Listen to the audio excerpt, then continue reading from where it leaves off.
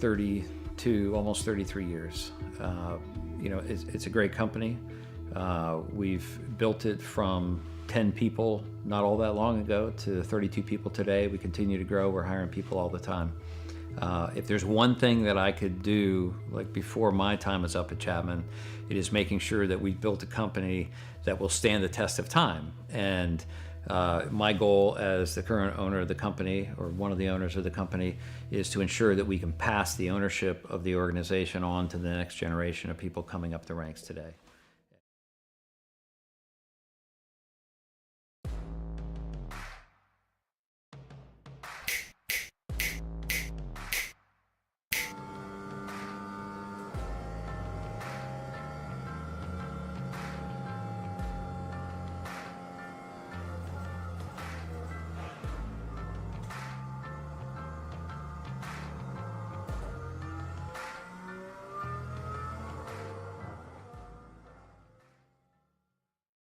One area of our business where we impact the local communities pretty heavily is the school systems.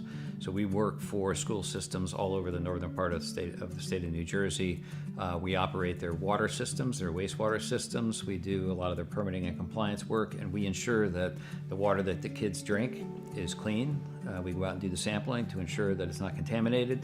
And we also treat the wastewater that's being generated at a lot of these facilities as well before it gets discharged to the environment. So we are supporting the local community through supporting the boards of education and the local school systems.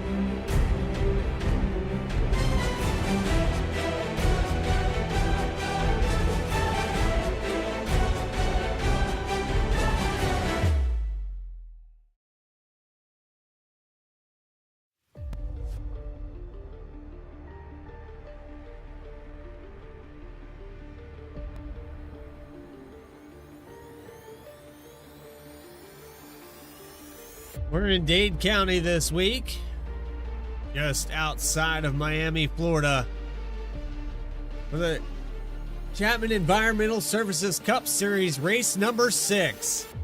Live here on V-Speed. It's the On-Cue Equipment Rental 201. Welcome in, everybody. I'm your host, Bradley Cooper. Alongside me, Alex Gagnon. In the booth with me all season long. Alex, it's been competitive out here. We just added our first multi-time winner to the season. No surprise who it is, but it is surprising that it took so long to do that because he was so dominant last season. And as you can see, he's the only winner that's in the top 10 of these points. Other drivers having much more consistent seasons than your first 3-week winners, with Grant Turner, Alex Forget, and Richardson also in that list, just below the top 20. Yeah, consistency has been tough through these opening few weeks, but that's also part of the schedule. Back-to-back restrictor plate tracks on a road course thrown into the mix as well. This will be the first time we've gone back-to-back at mile and a half. Vegas last week, this week we're coming to Homestead, Miami.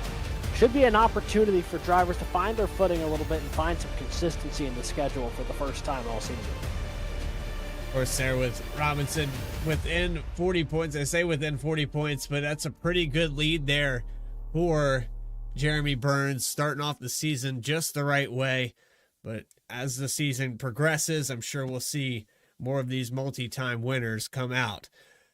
A look at Homestead, opened in 1995. It's seen a couple different configurations. It started out as a relatively flat racetrack, and since its configuration in 1999, then it had another reconfiguration around 2003 that put this track at progressive banking. So 18 to 20 degrees of banking, and recent art update here on the iRacing service. So we're going to get to see a more modern look to this racetrack. Race analysis up on your screen. 134 laps here today.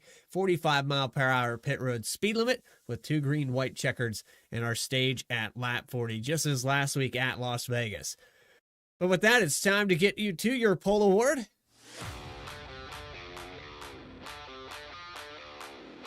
Starting on the pole here today, it's going to be the number 55 machine of Justin Ritchie. He will get your Coastal Financial Pole Award.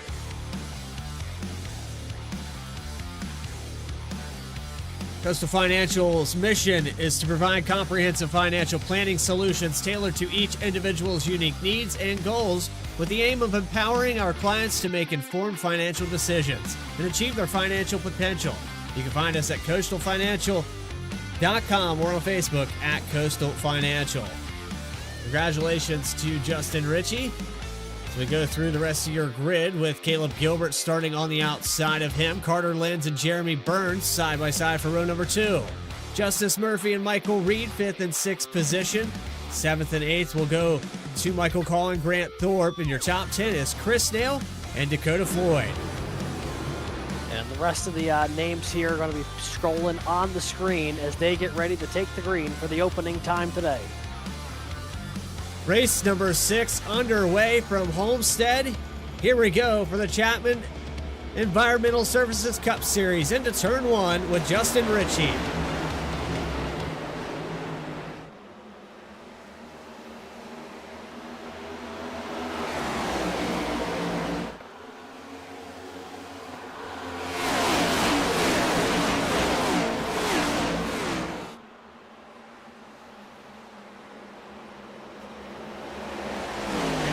Three wide coming here off of turn 4. Look at them spread out. You see a lot of takers already to the high side. One of the more unique features here of Homestead Miami is it's one of the few tracks where it is pretty fast to be running that high side. The closer you can get to the wall, the better. And I think you'll see a lot of cars make their way up there at one point or another here today. As you see about a third of the field there ripping the fence on the second lap of the race. Now 3 wide just behind him. That's Caleb Gilbert up high of this 3 wide battle. Michael Call, Picklesheimer in the mix as well. And they're going to try to get this thing sorted out down the front straightaway. Well, we saw it a lot there in the official lobbies that ripping the top was where you wanted to be.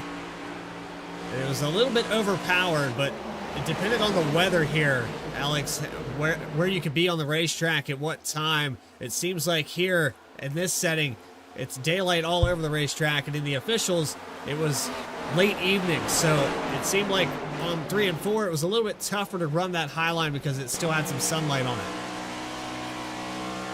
Yeah, and that might be the case we'll see here today. It'll be interesting to see who decides to make their way up there, as the conventional knowledge would say to try to make their way up there, but other folks may find some good speed running the bottom. It looks like there's been a lot of takers to try out a lot of different things here in the opening lap. Get a sense of what your car can do and can't do, where you feel comfortable. And I think we're seeing that really start to come to fruition right now as these guys, you see Justice Murphy there ripping the fence, but he's got a lot of cars to his inside. He's going to try to pass here down the straightaway.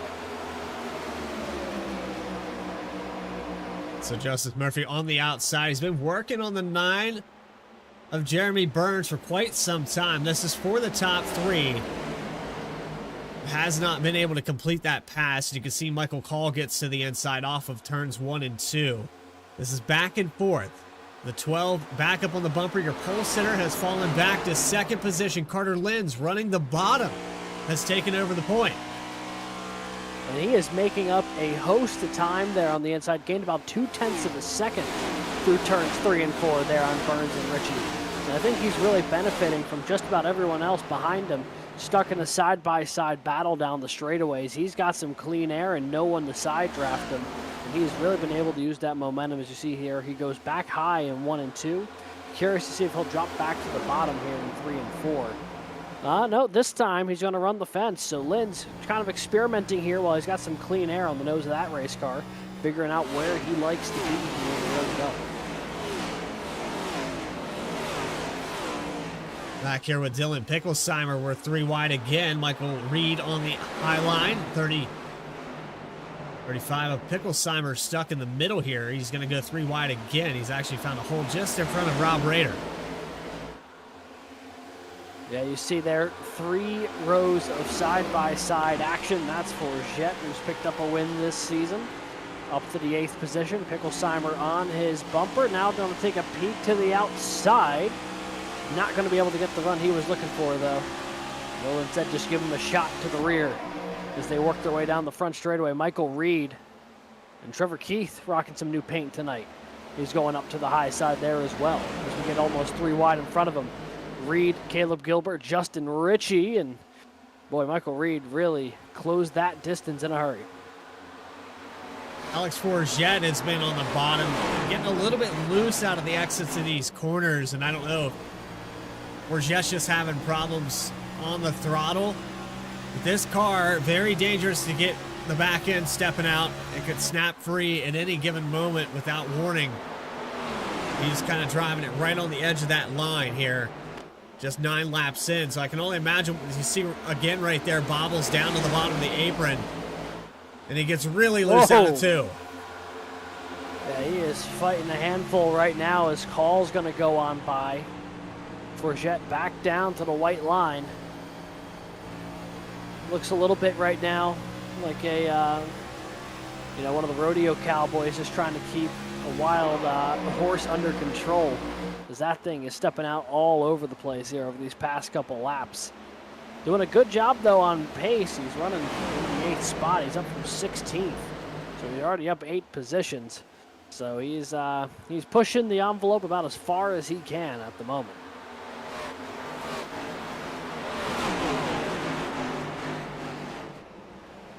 So I apologize if we are having some frame stutter or any buffering issues. I know recently my internet's been kind of relaxed, to say the least. Hasn't been working as hard as it usually does, so hopefully we can get that resolved.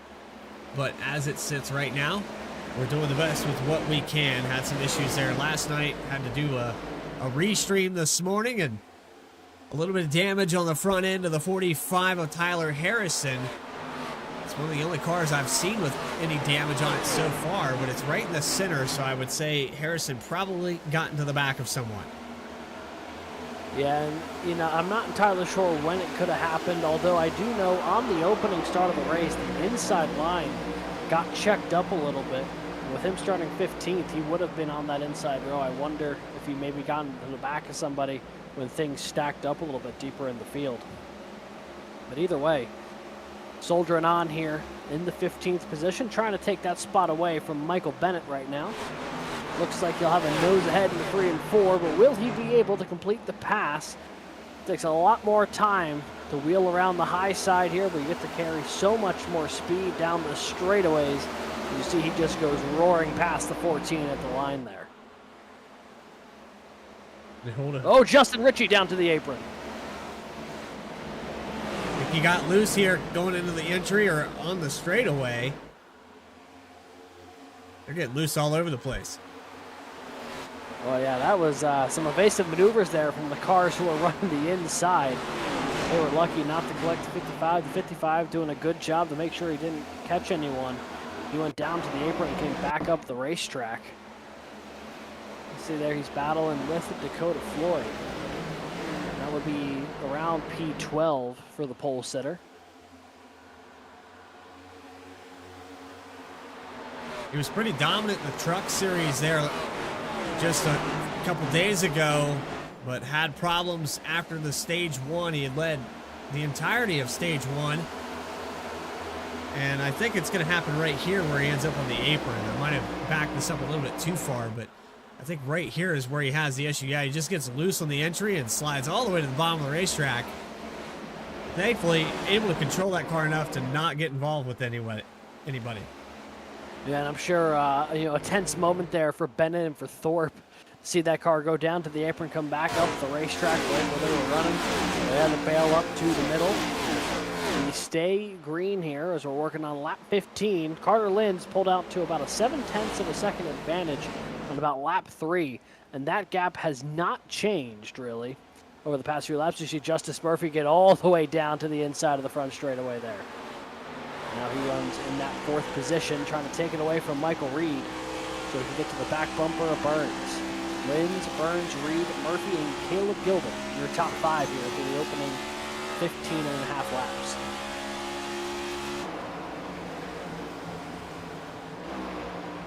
Bennett also on the move. We were talking about on the outside there a moment ago,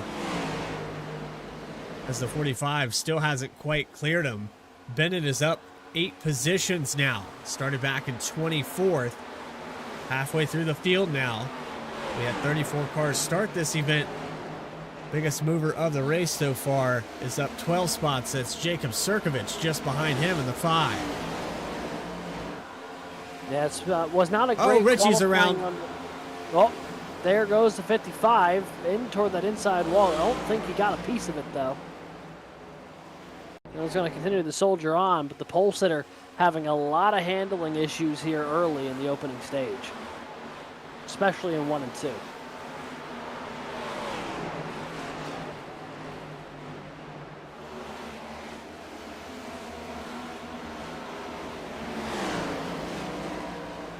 Oh yeah, just gets up into the side of Grant Turner. Good job though to keep it off the fence.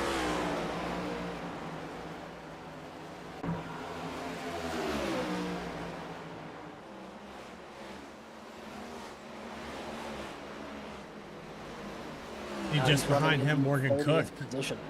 Yeah. Seeing a tough time for the 51 right now. A lot of drivers complaining about the handling of this thing in practice.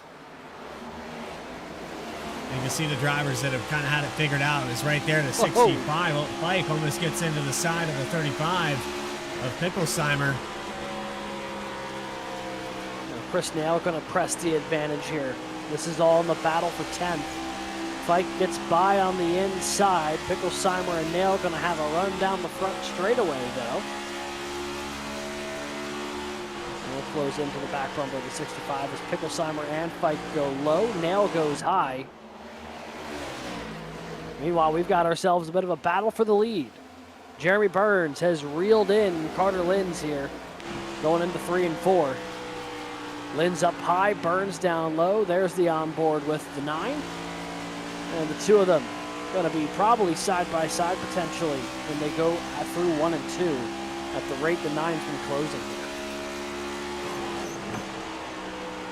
here. An opportunity here for Burns to go back to back after the awesome race that he put on at Las Vegas. We know how he can get around these cookie cutter, these template 1.5-mile tracks, but this one a little bit different than say Charlotte or Chicagoland. And it's torturing these tires. You can see how much of a line difference there is. If you're in the middle, it's almost no man's land. So we almost had a pass for the lead right there. Burns had it briefly out of 4. Yeah, and he continues to hound the inside here of the 66.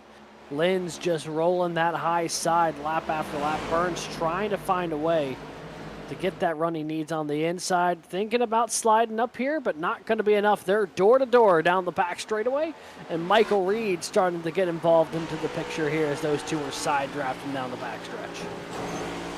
A little clip with the wall there for Linz trying to hold on to this lead. He'll end up losing it. And he'll have a big run down the backstretch. I think he just cut the 9 a little bit of a break there as he came up in front of him. Yeah, that was both of them. That could have went really poorly for the both. But 66 choosing survival here early as he gets a little out of sorts through the corner. Going to hand over second to Michael Reed. So Burns moves into first. Reed jumps to second. Linz settling back to third here. And these 3 cars a second clear of the next closest contender. Getting a little bit of a battle here for 4th. Actually, they're coming down pit road.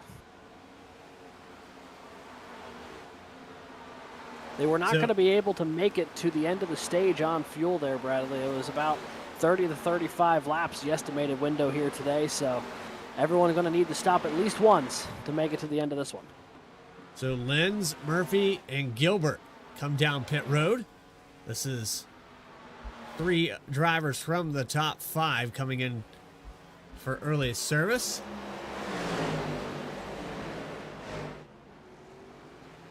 This could be the undercut here. We've seen it a couple times this season. As looks like the 9 comes down as well with Jeremy Burns.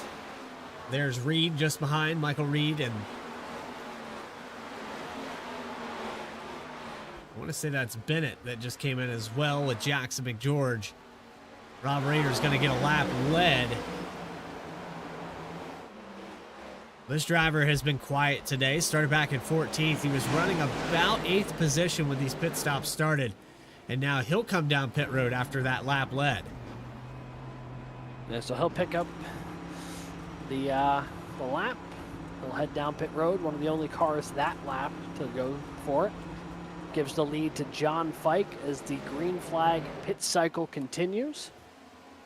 They're all racing to get to lap 40 here. That is the point of our one and only scheduled stage for the evening. So everyone trying to get their runs in now, get themselves in position either for the stage or potentially to try to flip this thing and have the track position you want for the restart post-stage. You see another taker there. I think it's Kyle Diaz who just pulled down pit road.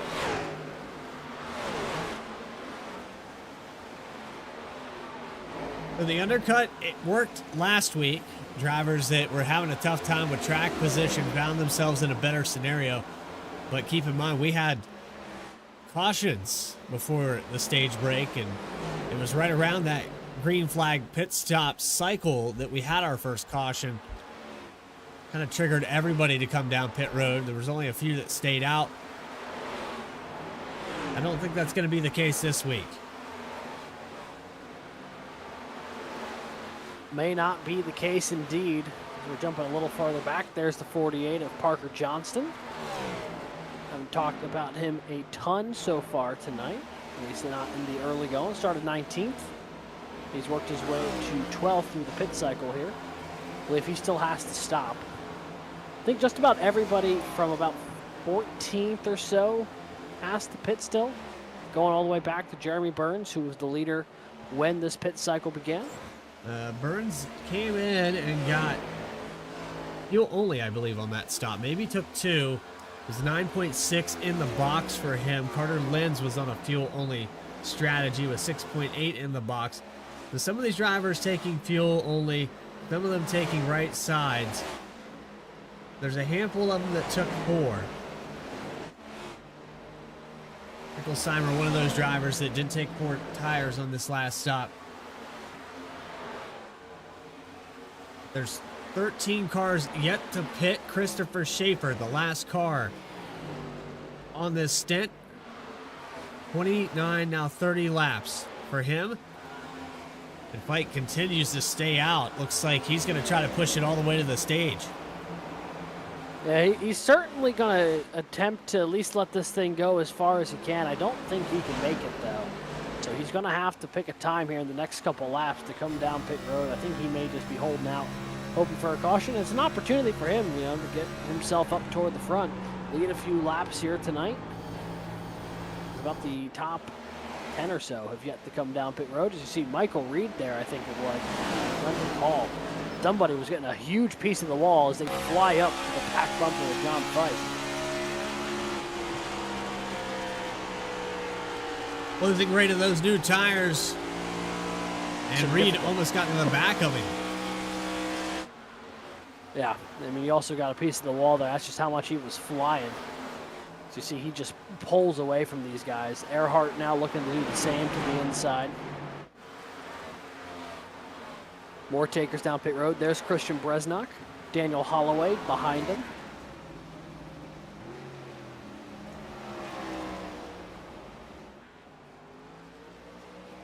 Just realized Bresnock's got the Shrek pit crew. And here comes John Fike. So the leader, going to spin it. So is Dakota Floyd, right in front of John Fike. Somehow they avoid making contact. But boy, is that going to be a spin there for the 57, and he almost got in to those KSX pit barrels. Well, it was an opportunity. You did it well, but I have had to change that graphic because it was labeled as something else. So I'll try to get that back up here as soon as possible.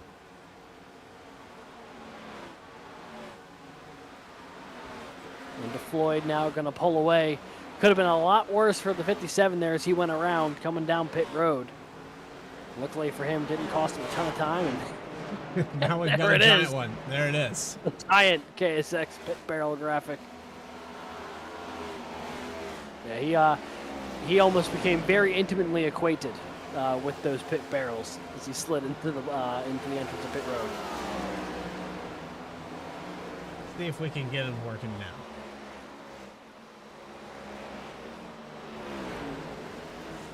Here we go.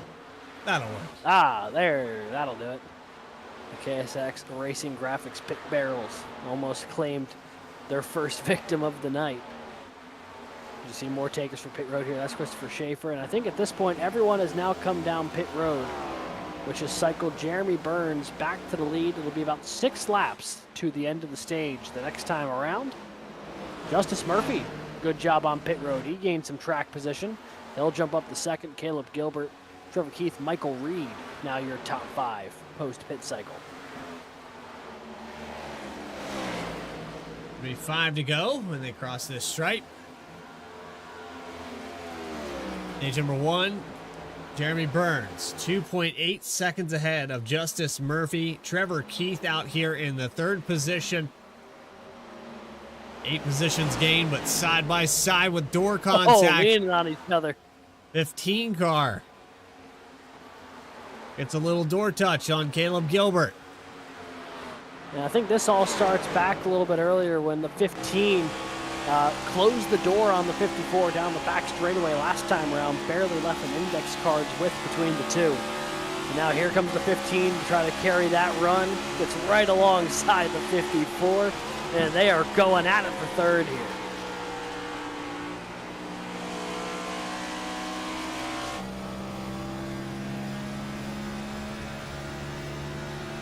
And there's the 54 using that momentum off the high side. Getting a little bit of a run. But they're continuing this duel side by side. You're getting all the fun onboard shots here watching these two battle. Ooh, he got loose. GK almost lost it. You can see he's laughing about it a little bit. I think because he knows that he got lucky there. That could have been a lot worse.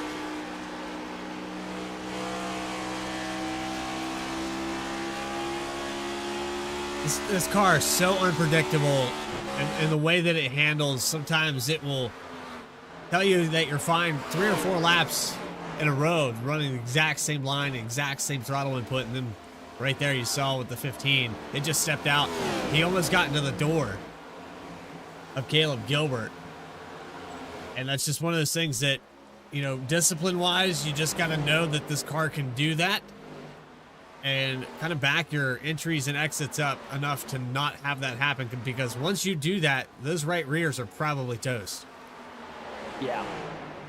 And luckily here, I think for a lot of those drivers who may who did not take tires at the green flag pit cycle, you know, they've put definitely some heat into them, but they'll have an opportunity here in just a moment to come down and get 4 fresh Goodyear Eagles and get rolling again, as we're seeing Jeremy Burns potentially try to lap Devin Hudgens there in the 84. He's trying to stay as the last car on the lead lap here so we can get to the stage.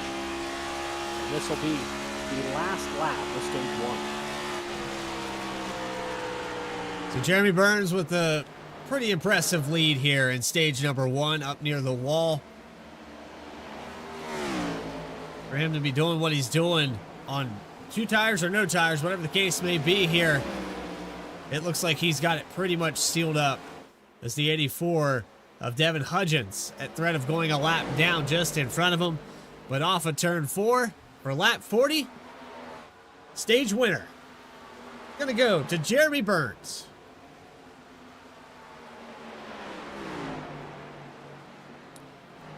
It was a really nice job there from the 9. Took a little bit of time to track down Carter Linz in the opening going, but once he got there, he just checked out from the field and was really finding a good bit of speed. You see the top 10 from the stage on the left side of your screen there. I was just going to say that was caution free here, even with the ill handling car that we've had here so far. Pretty impressive. There was a couple of scares, but no yellow between Justin Ritchie hitting the apron and then Dakota Floyd looping it, going in to the entrance pit road, him and John Fike. But ultimately, nothing big enough to have to slow down the pace of this one. And I think that's something that the drivers are probably going to enjoy. You know, it's always good when you get a nice green flag run to open the race. It really helps you settle in and put any of those kind of nerves you might have at ease.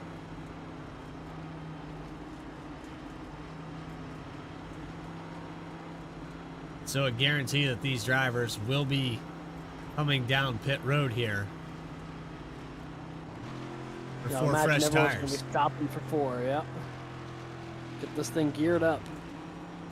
You saw the pit barrels there on the side-by-side.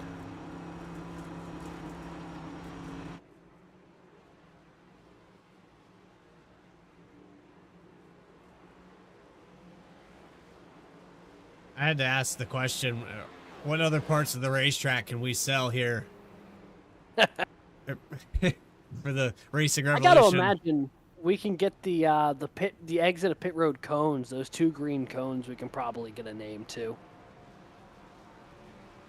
Right now, they're going to be Jeremy Burns cones. He's going to commit to the exit now and win this battle off of pit road.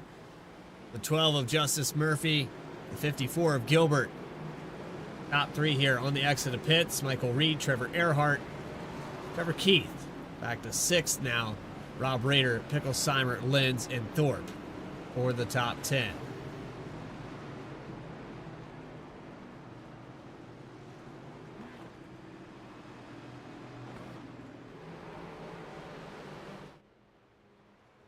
And with that, it's time to set them back up for stage number 2. We're going to rack them back up here in just a moment. But until then, a quick commercial break. You are watching the On-Cue Equipment 201 live on V-Speed. More coverage continues right after this. Chapman's been around for 32, almost 33 years. You know, it's a great company. We've built it from 10 people not all that long ago to 32 people today. We continue to grow. We're hiring people all the time. If there's one thing that I could do, like before my time is up at Chapman, it is making sure that we've built a company that will stand the test of time. And my goal as the current owner of the company, or one of the owners of the company, is to ensure that we can pass the ownership of the organization on to the next generation of people coming up the ranks today.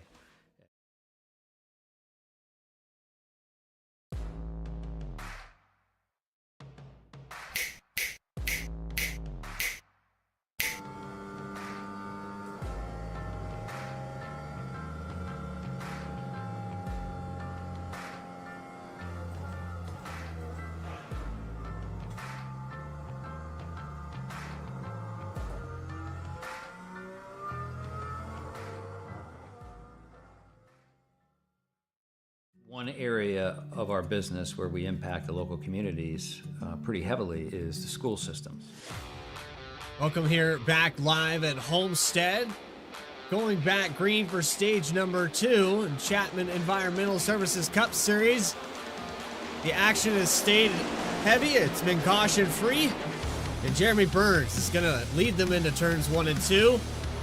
We're going to get a good look at some 3 wide coming off the corner. Oh, trouble in the back. Christian Bresnock hard into the outside wall off of turn 2, and he was not alone. There was several cars who hit the fence. Morgan Cook shedding pieces. Daniel Holloway maybe with some damage. Yeah, the front end of Christian Bresnock's car completely knocked in. And that will be the first natural caution of the night. And I think the Ford just loses it. Contact there with Schaefer, who collects Cook. Joe Joya gets caught up in that as well. That's tough, you know. You get nice in a long, extended run. You get comfortable with the tires having a bit of heat in them. Those new tires take a lap or so to heat up and just did not get fully connected to the pavement. Schaefer gets collected there by the 4, comes up, collects Cook. The 7, Enjoya, had nowhere to go when the 4 got around.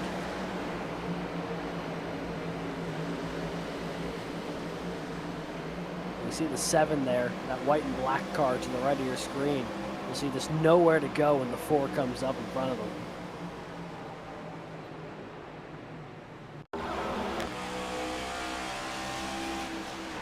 One more look here from the onboard of the 7, Joe Joya's view.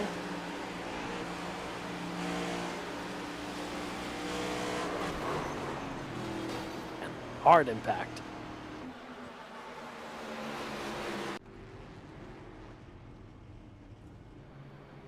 So he's going to bring it down pit road, try to get that thing repaired. He's not the only one. That'll be our first naturally occurring caution of the day, back on lap 46, 45-ish. And I'll go with 6 lead changes to this point. Now, if you see Jeremy Burns, you just saw one, the opening stage.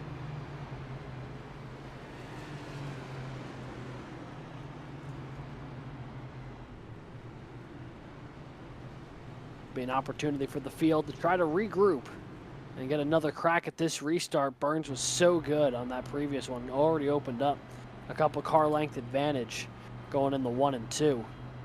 We'll see if Caleb Gilbert or Justice Murphy gets a better jump on him this time around. An opportunity, almost a do-over for the cars up at the front of the field. For the folks at the back, if you weren't caught up in that, just consider yourself lucky, I suppose. Yeah, what we're seeing here is kind of random attrition. Drivers that are fast in the short run and then fall all the way to the back of this field. You saw it earlier with Richie. You've also seen issues on pit road for a few of these guys trying to get their way back up to the front. You know, Tyler Harrison has kind of struggled all night. He's fallen down 12 positions, does have that damage repaired on the front end of that machine. Then you have Christian Bresnock, who just got damaged from that. Got sideways coming out of 2. Christopher Schaefer with damage. Morgan Cook done for the day in the 51. Joe Joya probably going to be done. He's got heavy left front damage on the number 7. And then Sam Taylor. He is 18 laps down, so possibly a connection issue starting this race out late to the grid. But a damage-free car as we're racked back up. After the choose cone, it's Burns on the inside, Caleb Gilbert on the outside. Here we go, back live and racing after our first official caution of the night. Burns going to take him into turn 1.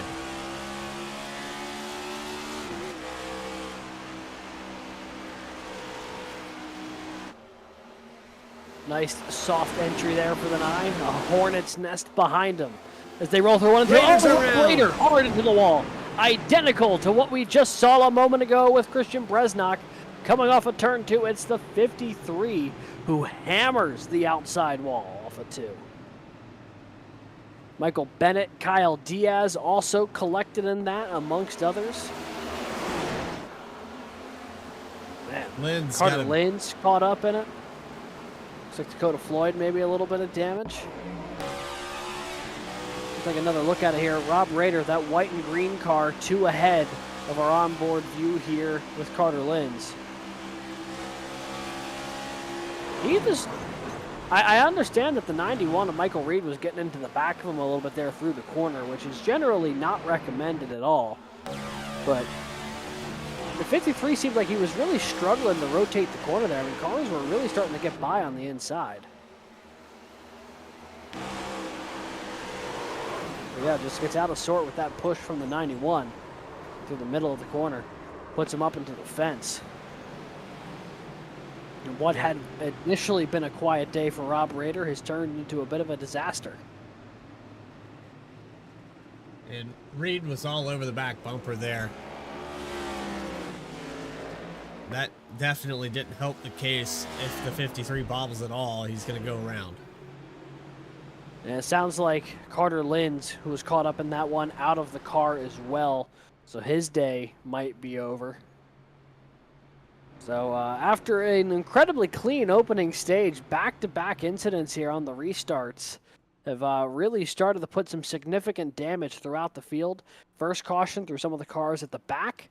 The second one, some of the front runners up in the top 10.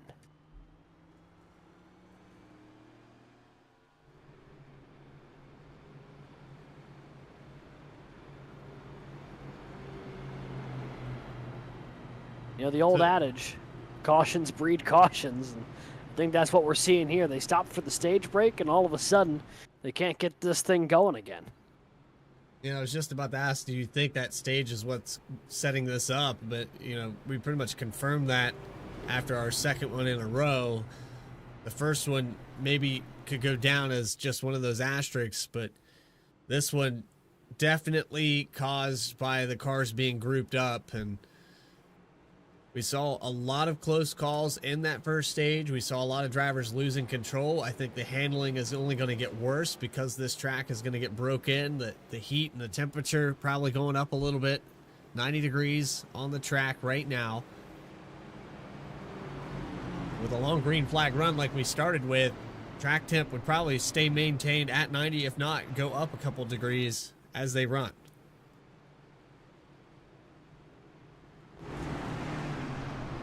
We'll see if they're able to get through turns 1 and 2 cleanly this time. You've got to imagine there might be some folks trying to walk on eggshells a little bit this restart, knowing what's happened the previous 2 attempts.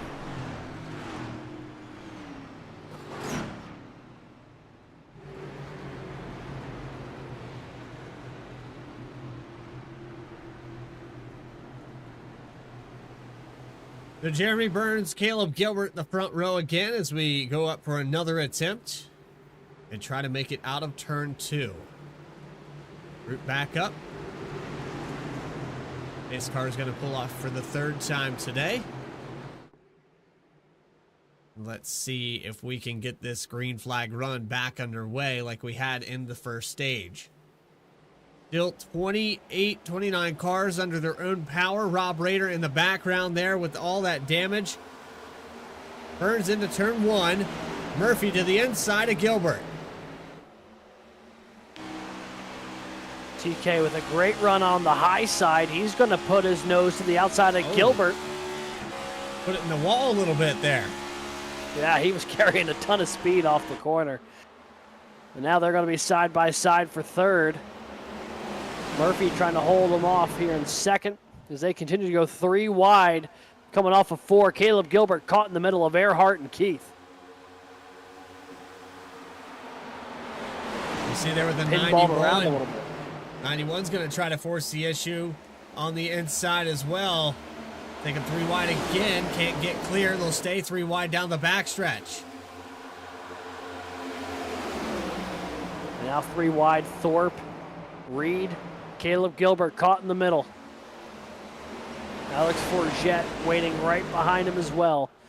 54 having a tough time here running that middle of the racetrack. You talked about it a little bit earlier, Bradley, calling the middle of this racetrack a bit of a no man's land, and I think that's what the 54 is finding out in real time here as he's dropped back from that front row to 8th as Reed and Gilbert both get up into the wall there.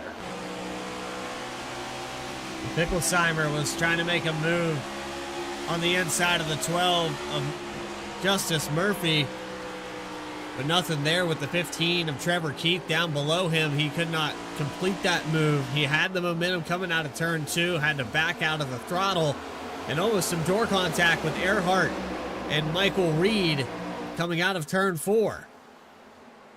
And a lot of cars flipping lanes here between the corners and the straightaways, using that run to try to flip down below, make a pass, and then the cars behind them will do the same thing the next time by, hitting a lot of opportunities to try to work your way through this field. And we've seen some big movers since the restart.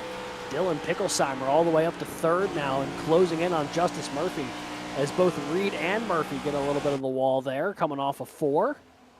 And it is a yellow brigade rolling up here to the back bumper of Jeremy Burns. Front end of Murphy, Picklesheimer, and Reed's car, all bright yellow. Stands out pretty clearly, I guess, for Burns if he's looking in that rearview mirror. You just pay close attention to the back of Trevor Keith's car. Definitely sponsored by the pit barrels tonight.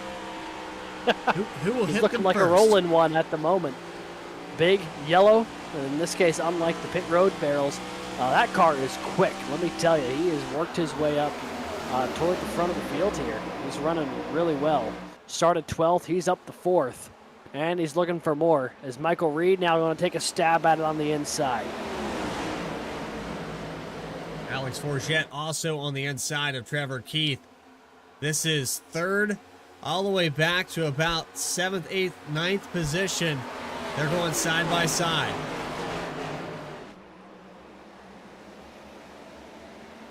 Now going 3 wide, as Keith falls behind Trevor Erhardt, although they did not get that sorted off the corner. Thought it was going to be easier said than done, but now 3 wide, Thorpe, Erhardt, Keith, Caleb Gilbert waiting in the wings as well. We're on board here with Dakota Floyd. Oh, big contact. Keith, Gilbert, Thorpe all around. It is a junkyard on the back straightaway. 7-8 cars at least caught up in it. Chris Nail caught up. Jackson McGeorge, Kyle Stewart, and others.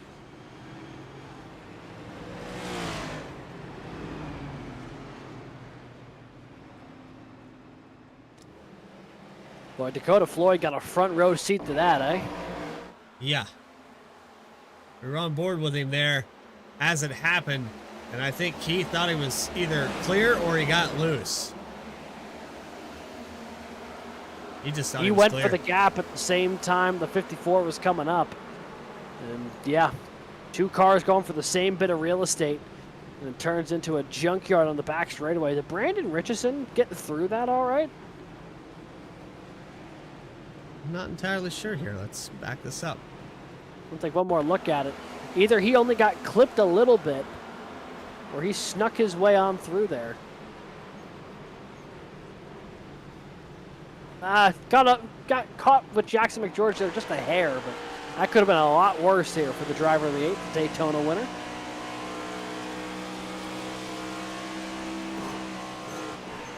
See just the smoke ahead. Nowhere's safe. And just tries to squeeze on through, and just a bit of a love tap there to the 98 as he rolls on by. That could have been a lot worse for Brandon Richardson. And a lot of drivers electing to come down pit road. You're seeing a lot of damaged vehicles down here trying to get repairs done. See the 88 there of Chris Nail. There's Thorpen and Keith down and away. I believe the 10 of Kyle Stewart got a piece of this as well. 57 of Dakota Floyd back out on the racetrack now. Quite a few repairs being done, and we're not even at the halfway point yet. Which is crazy. You know, we had that opening stage, and we were like, wow, we are rolling right now, and they just have not been able to keep themselves separated since we had that stage caution. Ran 40 laps, no problem. Since then, 3 cautions in the next 21.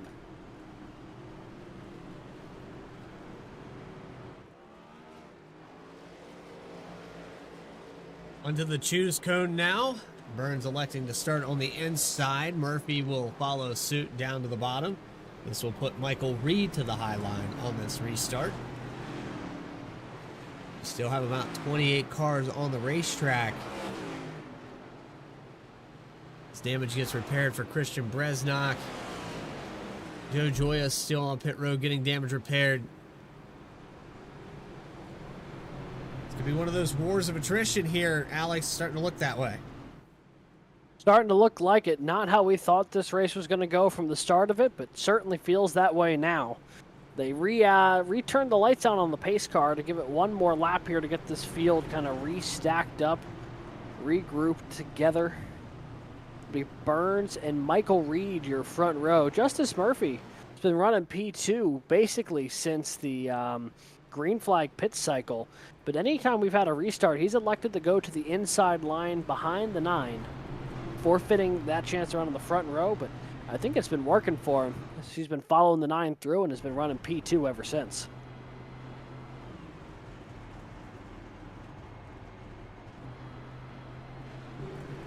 We'll have about 70 laps to go when we go back green flag racing. Jeremy Burns has now led 31 of the 62 laps completed. It's also worth noting we've got some big movers inside the top 10 now.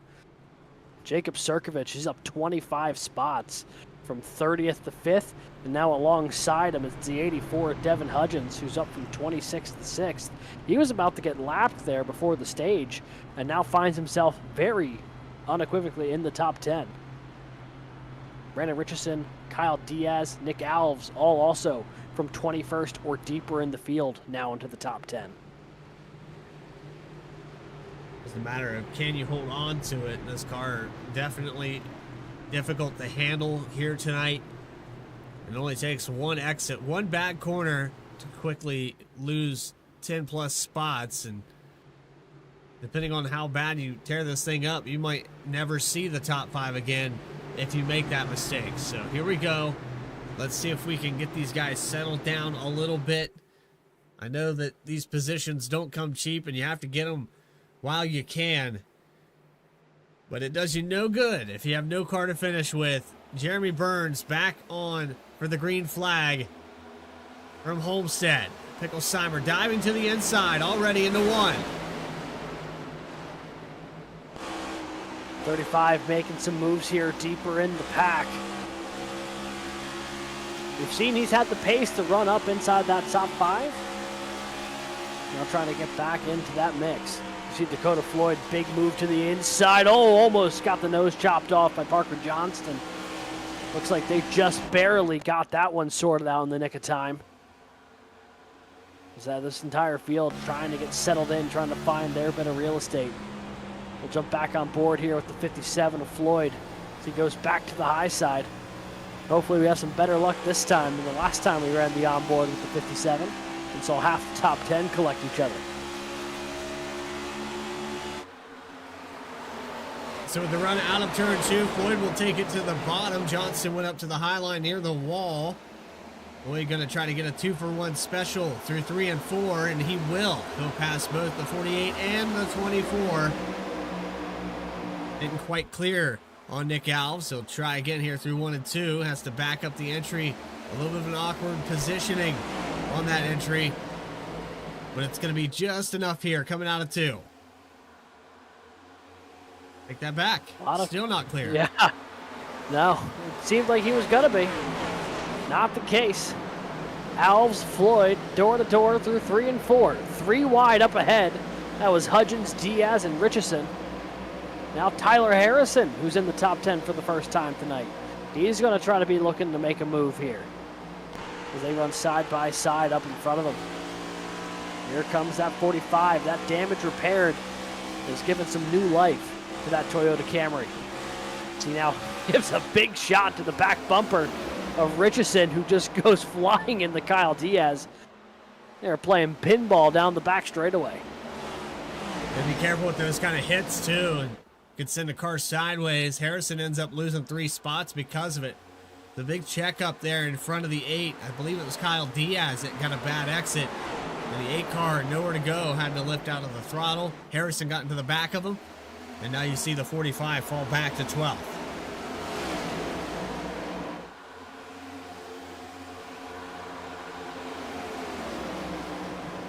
Seeing what looks to be a good battle unfolding here for second. Justice Murphy, Michael Reed going at it. Murphy had it. Reed is taking it away, though. And the 91 moves into P2. Trying to track down the leader, Jeremy Burns. And that gap is closing in a little bit. Only 0.2 of a second between Burns and Michael Reed. That 91's been wicked fast tonight. And now he is as close as he's been all evening long to battle for that top spot. That's what he wanted to see, was get that 9 car within reach. But now the dirty air, kind of a bubble as we go by this time. Just a 100th of a second faster for Reed. He's slowly creeping up to him, a little bit faster through 1 and 2 than Burns is. He'll be on the back porch here in just a minute. Now. and he's brought Justice Murphy with him. Here comes the 12, back to the inside, and gets right to the back bumper of Burns. Reed going to take the high side this time. 3 wide battle for the lead here at Homestead. Reed going to slide in behind Murphy. Big move from the 12. 91 going to fight back on the inside as Jeremy Burns is just trying to get away, but is unable to do so at the moment. These 3 under a blanket.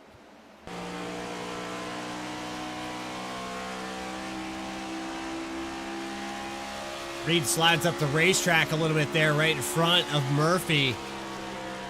And the difference here in the top 3 versus a lot of this field is these guys are cutting each other some breaks. We've seen it a little bit there deeper in the field, but it seems like some guys we saw just a moment ago with a big bump to the back end from, I believe it was the 45 we were talking about earlier. Just a little bit of a checkup, nowhere to go. Run into the back of them, get them going again. Yeah. As we see now 3 wide behind him, Picklesheimer caught in the middle. Trevor Keith, Nick Alves. Oh, and they're bouncing off each other. Keith and Picklesheimer door to door in the 3. This is what we're talking about here. This is some fantastic stuff as Picklesheimer looks to clear Nick Alves. And I think he'll be able to clear TK here as well. Keith now battling Alves just behind him. That's for the 14th position.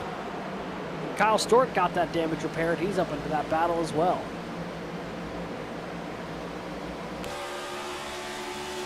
Outside seems to prevail on every exit.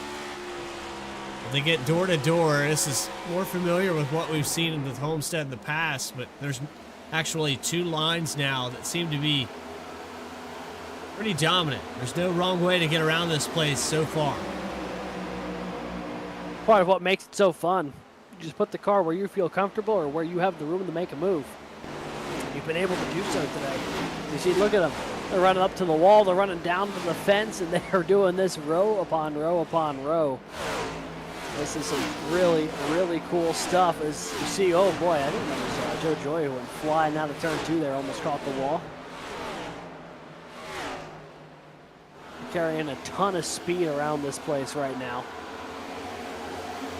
There's Kyle Stewart, Parker Johnston. Little battle for 15th going on. Nick Alves starting to slide the wrong direction here. He restarted 10th. He's back to 17th. We'll jump up with the 84 of Devin Hudgens, who restarted 6th, and he's been able to hold on to that spot. He actually is looking to hold on to 5th here, trying to get around Kyle Diaz.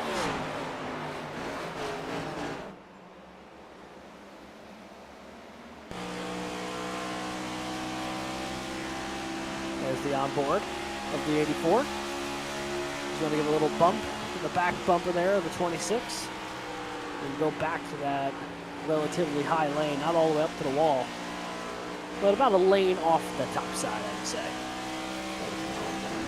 He's got Dakota Floyd to his inside here as well. That's the battle for 6th. And add Alex Forget to the matter as well. We're just watching a second ago, Reed up there ahead of this camera angle. He had peeked to the inside of Jeremy Burns, but wasn't able to complete that pass. He'll go back in line about 2/10 back. Back to the drawing board. Seems to be a little bit faster through 1 and 2. But Burns chose the high line through 3 and 4 because of that and had a much better drive off than the 91. He's able to hold on to the top spot for the time being. It looks like Justice Murphy had fallen out of that battle a little bit, so it's just Burns and Reed there at the front. As we jump back here, this is Jacob Sirkovich trying to hold on to the 10th place position. He's got Michael Bennett, though, taking a peek to the outside. Picklesheimer and, Whoa, contact! Picklesheimer got Bennett into Sirkovich. 5 lost some ground. And everyone immediately jumping on the radio to voice their frustrations with that.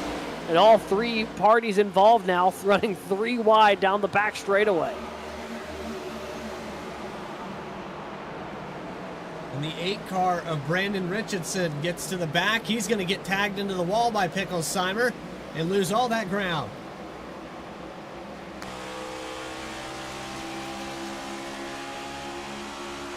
.35. Not letting anyone make a move easy here. Even if it's at the expense of his own momentum.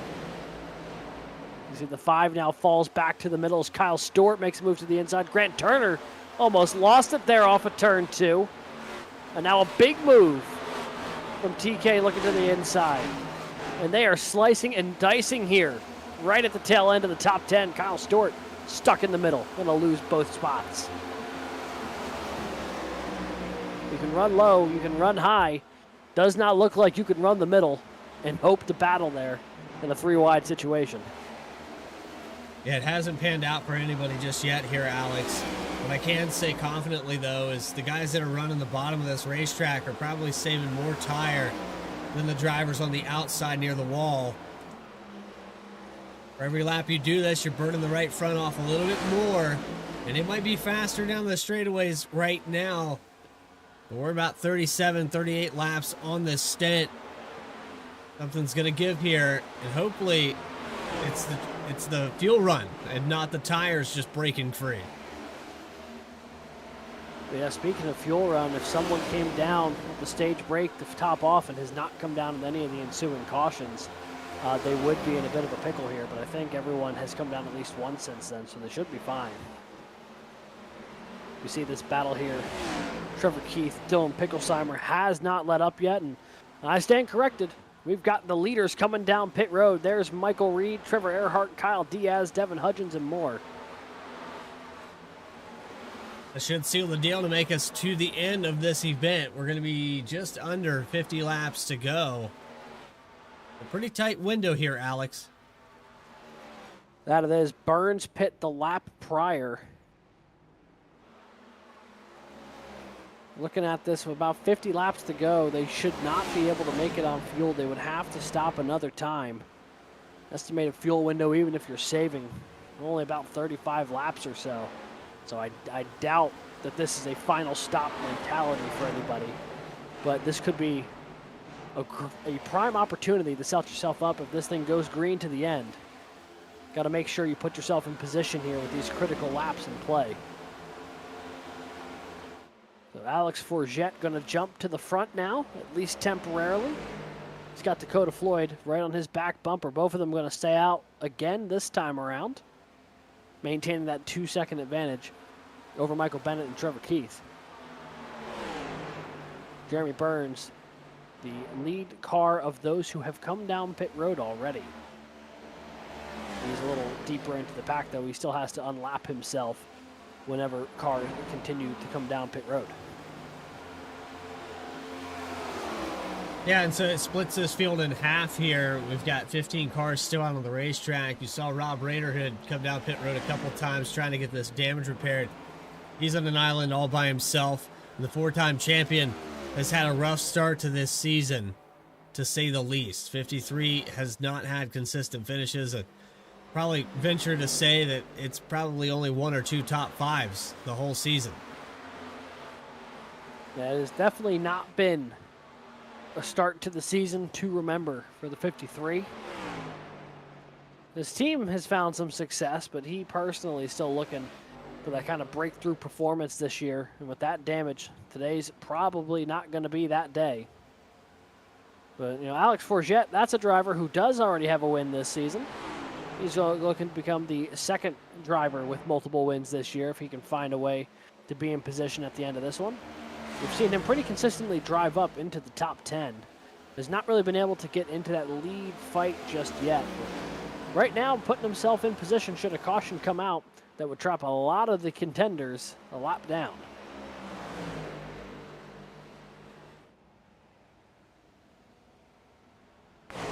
Dakota Floyd's keeping him honest up there too. The 19 can't just sit back and cruise.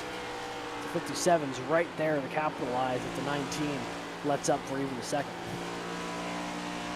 Yeah, remember, both these cars had some damage on them at some point. They've gotten it repaired. Floyd got caught up in that first incident and the second incident. The second one happened right in front of him. It was impressive how durable these cars have been, even with that damage. We made mention of Rob Rader, who has probably still another minute or two of damage to be repaired. He's about 5.9 seconds away from Grant Thorpe, and doesn't look like anybody coming down pit road this time by. You can see the 84 of Devin Hudgens trying to race his way back to the lead lap. He is actually the 7th place car in the group of lap down traffic. But he should get back on the lead lap once we cycle through and finish these pit stops out. I think some of these drivers are going to try to push it to the very end of this fuel run to guarantee they can make it. We're sitting right around 44 laps. If these cars have come down pit road at the most recent opportunity they could have, which would have been around lap 60, they could stretch this thing to just before lap 100 or so, a couple laps earlier. And then, you know, if you pit at the absolute end of this fuel window, you just might be able to make that your last stop. It'd be another about 35, 40 lap run to the finish.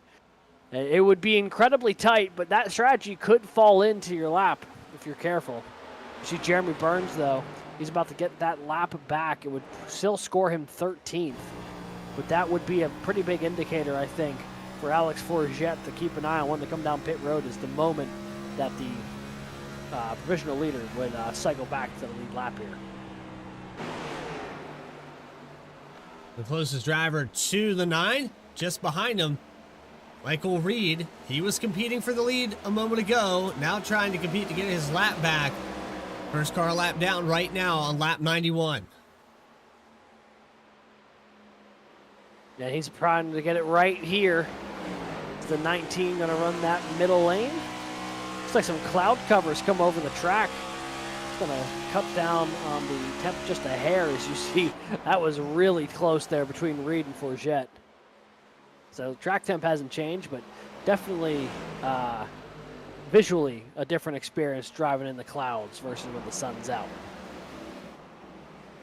You can see parts of this racetrack could be under sunlight in just a moment, but right now completely under cloud cover. You're talking about the track temperature. It has stayed the same, and I think it's because of this green flag run. We're keeping the temps up, breaking in this racetrack. Still have around 30 cars going around this place. It's definitely keeping the heat in the surface.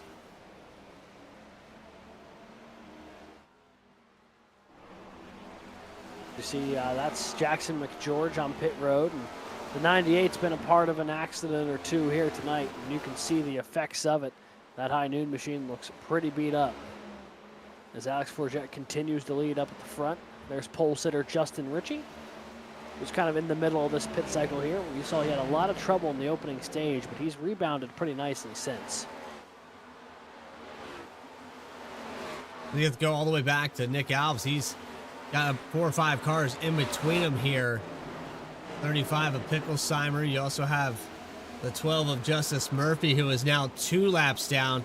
And cars coming down pit road that look like the 14 of Bennett locking it up. Bennett, Stewart, Justin Ritchie, and a couple others all stopping here on lap 94. It's about 40 laps from here to the finish. Not sure if they'd be able to make it from here. I don't believe they would. But this may have been about as far as they were able to extend it.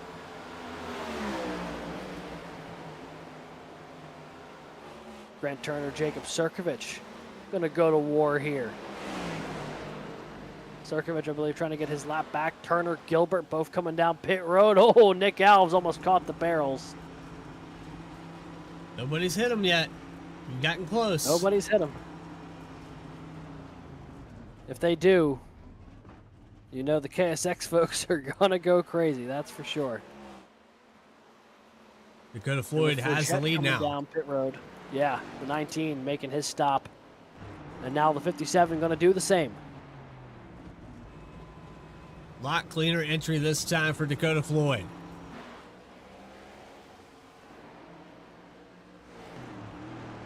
Here comes Christopher Schaefer as well. And with that, should basically cycle through to the lead here. Jeremy Burns, Michael Reed.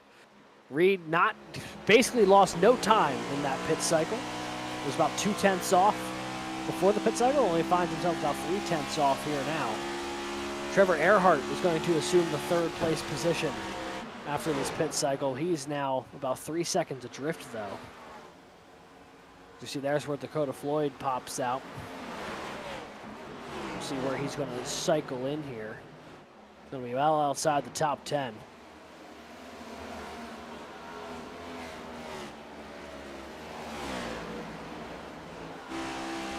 Very interestingly, Alex Forget cycles out to 5th, and he has significantly fresher tires than the cars who pit several laps ahead of him. Yeah, about 14 lap difference here.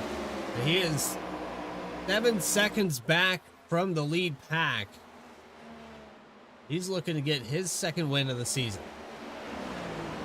Be very curious to see if those 14 lap fresher tires over the course of this run will be able to start reeling in some of those folks. I'm pretty confident he'd be able to catch folks like Kyle Diaz, Trevor Erhardt. It's that 7-second jump up the Burns and Reed. I think that becomes the real question mark. It is a strange window of opportunity here. What I'm questioning is, can the drivers that pit that early make it to the end of this race? Will they be short on fuel? They will almost certainly be short on fuel. There is no reason for me to believe that they're going to be able to. I mean, I think some of those early pitters came down around like lap 82, 84 or so, about 50 laps before the end of this thing. Fuel window here, I think at max, you could maybe stretch a little over 35. I do not think they'd be able to make it on fuel. However, 14 lap newer tires here for the 19 cuts that gap from 50 to about 36. It would be damn close, but the 19 just might be able to be in position here to cut this thing on a fuel strategy call. It's gonna be really close. I think they can do it. I think they can pull it off. Forget probably should start saving now. I'm not hearing him on and off the clutch pedal, so it's going to be a weird place. Homestead turning into a fuel strategy event. I've seen it before. You know somebody's going to try it here. They have to. Yeah, they certainly do, unless Forget feels that even with that pit stop, he'd still be outside the window and was just going to go for it. Who's to say? Well, but here's Floyd. He's a lap shorter on the stint. He's got that is true. One more lap here. That's going to be critical. Yeah, him and Christopher Schaefer, the most recent pitters. You never know what could happen here at Homestead. You see cars getting bunched up a little bit right there. That's Picklesheimer, Hudgens, and Keith. Here comes Tyler Harrison with a run down the back straightaway. It just flies up 3-4 car lengths to close in on these guys. Going to make it a 4-car battle. 6th through 9th. Hudgens on the outside of the 45 here as they make their way down to the start-finish line. Harrison's still trying to figure out a way around the 84 car. Had a big run down the backstretch, but remember they were side by side. Harrison actually gets into the wall a little bit here. That outside, man, it's 2-3 mile per hour difference down the backstretch. 174 compared to Hudgens at 171 just before the entry of turn 3. You can see just how much that equated to going down the back straightaway as far as distance is concerned. Here comes the 45 again. Oh, the 84 got into the wall. I think so did the 45 a little bit. Harrison is right there, though, to try to capitalize on Hudgens. He's going to take a look to the inside, makes the move. He'll take over P8. Now here comes Dakota Floyd, Parker Johnston. Battle for 11th. Floyd on significantly newer tires. Going to be able to roll that inside. Takes the spot away. We're talking now a little adrift of the leader. We were talking a moment ago how he was within a couple of tenths when they started navigating the lap traffic, came off of pit road, but it looks like for Reed, this is definitely falling off a lot faster. He even had a 1 lap advantage over Burns. Now has lost a full second on lap 105. If they can't make it, which we know these guys can't, I would look for them to come down at least in the next 2 or 3 laps. Otherwise, they're going to have no time left. If any of these drivers out here that pitted way late can make it to the end, I don't think Burns is going to win this race. Yeah, but this is also the scary point for those couple guys up at the front of the field. It's that if you pit now, you'll give yourself the best opportunity to make that run to the end if it stays on the green. But if you pit early to pit now, get those fresh tires, and then a caution comes out, there is not nearly going to be enough time to undo the damage of that. And this is the balancing act you have to play when you're, driver crew chiefing here. You got to figure out when is that right balance. You got to take a risk to win a race, especially in a league as competitive as the Chapman Cup Series. Burns has already picked up 2 wins this year. He's going for number 3, but that man right there, Alex Forget, in a much better position to not have to come down pit road again potentially, although it would still be very tight as he is reeling in here on 14 lap fresher tires. He's cut the distance down from 7.5 seconds to 3.5 in closing. Tyler Harrison bringing it down to pit road. He had 24 laps on this stint, so about 10 more than the rest of the field that we were just talking about with the 19 of Berube, the 57 of Floyd. I think they're going to make it to the end of this race. Still working on Hudgens as the 57 goes to the inside through 3 and 4. Back into the top 10 for Dakota Floyd. 57's had a very interesting day. He hasn't really been able to proceed further than about 8th or 9th. However, that call to stay out about as long as possible here may have put him in the proper position to try to make it to the end of this race. It's going to be incredibly difficult, but not an impossibility.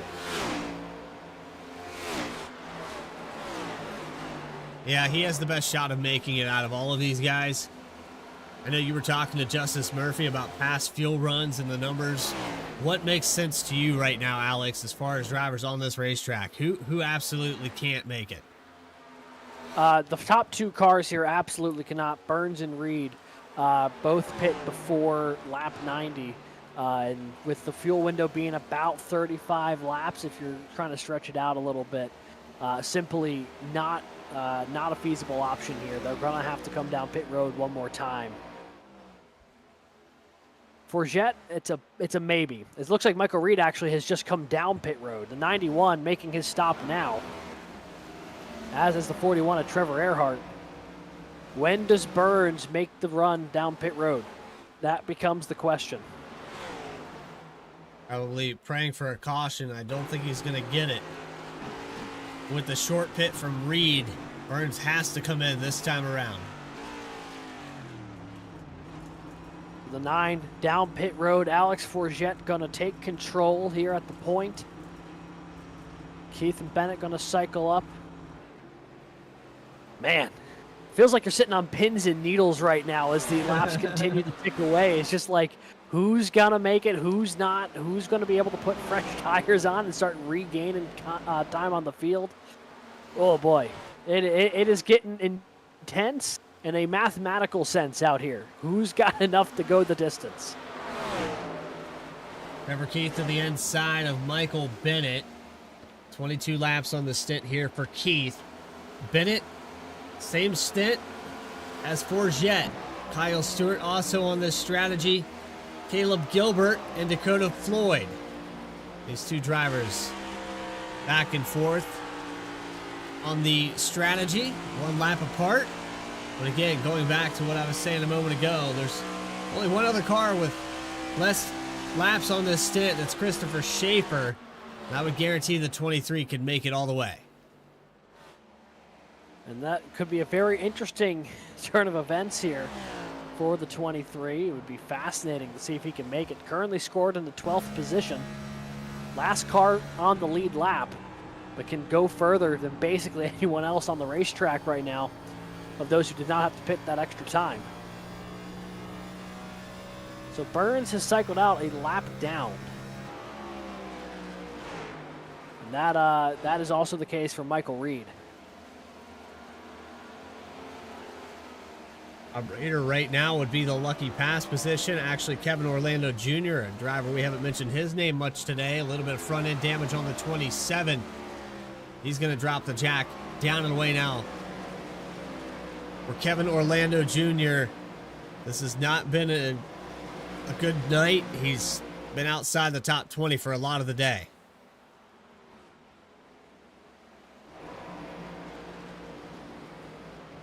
See Justin Ritchie, the pole sitter, making another stop here. Anyone who was not able to make it basically has come down pit road except for those cars in the top 10 who are really trying to roll the dice here and make something happen. Forget's got the lead. And he can go second longest, I believe, of anyone in this top 10, only exceeded by Dakota Floyd and Christopher Schaefer. I think just about everyone else in that group still has to come down pit road sometime fairly soon. You know, after that little run of yellows we had in the middle of this race, Bradley, the green flag, the bookend, this has been a real statement point, I think, and it's really changed the strategy pretty heavily in the back half of this race. Yeah, the complexity is completely different than what it was after stage one. We had those cautions, shook everything up, and if you came in and topped off, took care of your stuff, you don't have to be the fastest race car on the track all night long to find the lead and work the strategy. Sometimes that's the approach. You're looking for the best average lap time. Well, one less pit stop will definitely get you there. As Alex Forget continues to lead, we're looking at Michael Bennett in the number 14. The side-by-side just behind that with the 10 and the 35, but Dylan Picklesheimer, he's just trying to go get his lap back. And the 35, one of those cars who have come down pit road, trying to go back, get that lap back as he is closing in on Trevor Keith here. Third car on track on scoring at the moment. That's Bennett, who's second, just up ahead of him. 35 was running up in the top group pretty well for a minute, but now is currently scored in that 15th position. Actually make it 13th as there's been a couple more takers to pit road. Cycles Burns up to 9th, although the 9 still finds himself a lap down with some room to work trying to close up on the 19 of Forget. Daniel Holloway down to his stall. He's going to be a lot closer to this stint than the rest of these guys at the end of this race, so he's not going to make it. Alex Forget continues to stay out. And we had a connectivity issue there for just a moment. I think we're back up and running, though.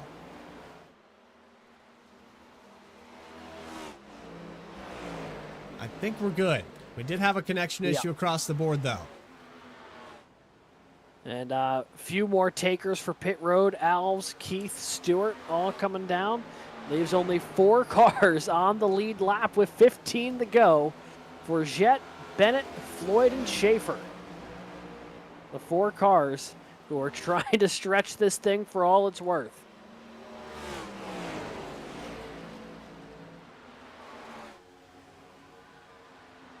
Bennett now making his stop. Leaves 3 who have yet to come down pit road.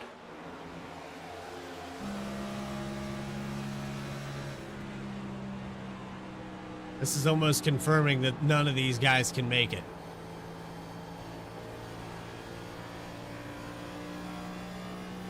Oh, it's going to be close here, Alex. Yeah, and it looks like Forget has just come down pit road. The 19 was not able to make it. So Dakota Floyd now to the point. And if the 19 wasn't able to make it, I think he was cutting his losses, trying to make sure he can get to the end of this one. Dakota Floyd, Christopher Schaefer, the only 2 cars who have not come down pit road. We're curious to see if they're going to try to stretch this thing and pray for a yellow, or if they're going to bail and try to get tires on this thing late. Doesn't look like it for now, though. Those 2 going to keep running here as we tick away below 15 to go here at Homestead, Miami. So Burns gets around Forget. Forget with a fuel-only stop that time. Might still be able to hold on to a top 5 here. As the cars behind him have about 12, 13 laps on their tires now. Forget looking pretty good here. Yeah, I'm about to say, it's put him in a good spot. You see the gap to Jeremy Burns, not that drastic. We jump up with Dakota Floyd. Car's rolling by him on fresher tires. I'll leave that up to you, though, Riley. It doesn't sound like he's really trying to save much of anything here. No. He is taking a lot of earlier entry point. He's off the throttle a lot longer. He might be saving overall just with the throttle input, but no clutch pedal. Christopher Schaefer still out on the racetrack as well. See if he's saving anything. Remember, he had the same amount of laps as Floyd. Man, what a... I mean, at this point, you're committed to this strategy. You're just hoping a caution comes out if you can't make it. Yeah.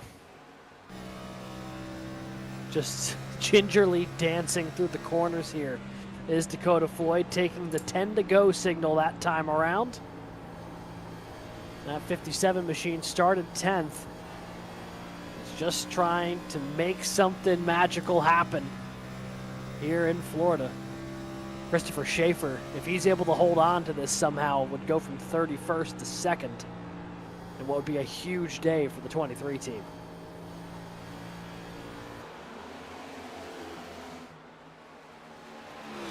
Jeremy Burns is within 2 seconds now of the 23 car. Schaefer might lose a position to him, but I don't think he's going to lose it. Forget, though, stayed ahead of Michael Reed, and this fuel-only stop, if these guys in front can't make it, this could be a top 3 day for Forget. Yeah, phenomenal drive from the 19, getting off cycle a little bit, working his way up to the mix. It's been a great day for that 19 car. And tell you what, Michael Reed, that's a driver who came in today fast and then has just stayed fast all day long. A great drive for the 91 as he almost lost the back end there. Boy, commentator's curse tried to reach out and grab him. Didn't quite get him that time, though. Good save there from the 91.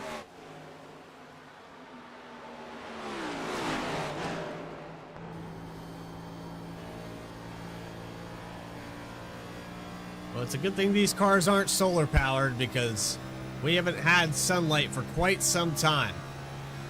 It's full overcast here now. I don't think it's going to improve before the end of this thing. Track temperature down a degree. See Richardson on fresh tires go flying by the leader there. Kevin Orlando Jr. looking to do the same as is Sirkovich. And here's the move from around Schaefer. Alex Forget is there as well. Both of them go by the 23. And the gap between Burns and Forget non-existent at this point. The 9 got a little loose there. Here comes the 19. Impressive here with the fuel-only stop. He's going to get to the outside of the 9 of Burns. Trying to add himself to the list of multi-time winners. Going to get to the outside. He's going to have the run down the backstretch. Oh, he got flying there, nose ahead into turn 3. He might try to slide up in front of the 9 here. And if Floyd can't make it, this would be the battle for the race win. He's a straightaway ahead. Forget takes the spot away from the 9. And with 5 laps to go, Christopher Schaefer has bailed out. He's coming down pit road. Now, I don't know if that was entirely an intentional stop. We'd have to take another look at it. But he was sideways on the pit entry.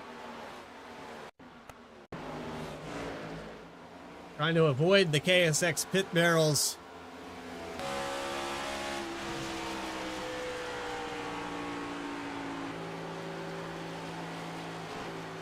He had not saved enough.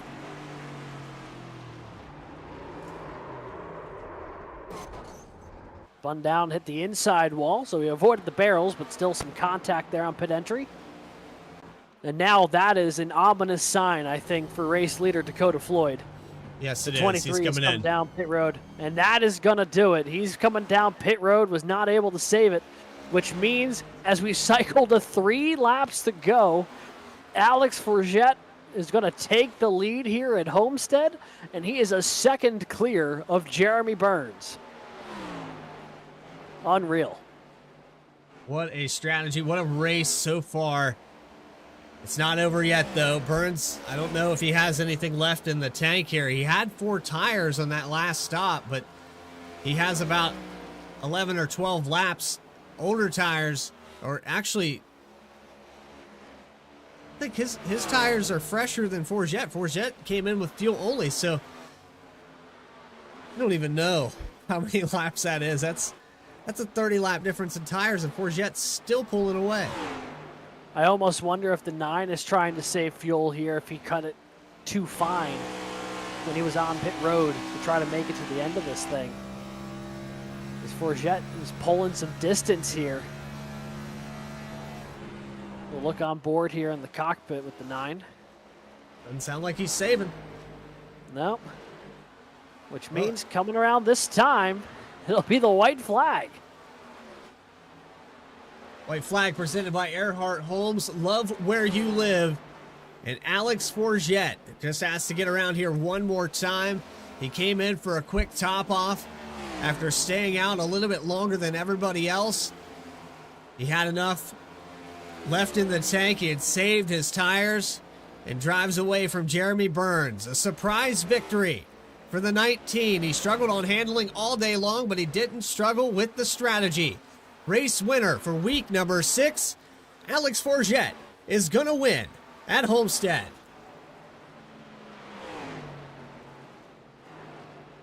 Played it just right. Picks up the win. Jeremy Burns will be second. Michael Reed rounds out the podium with a strong third-place run today. And man, so close for Dakota Floyd and for Christopher Schaefer. Floyd will end up 18th after having to come down pit road with 4 laps to go. Unreal. What a race. Just about 3 laps shy there for Floyd.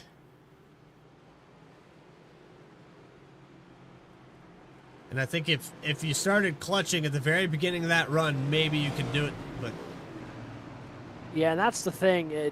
We're looking at the fuel strategies ahead of time.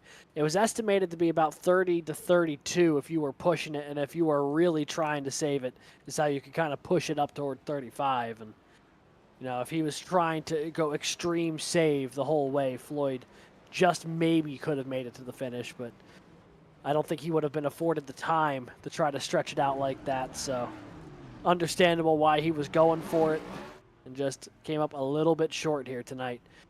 But for the 19, man, timed that beautifully. well, there you go. Your race winner with the surprise strategy. Alex Forget is going to be victorious in race number 6. As he burns it down here on the front stretch. The OnCueEquipment.com 201 here from Homestead. So we wait for Alex Forget to find his way down to the waiting room. After becoming victorious, he started all the way back in 16th here today. Led 29 laps. Most importantly, he led the last one after a fuel-only stop. So there he is down in the waiting room.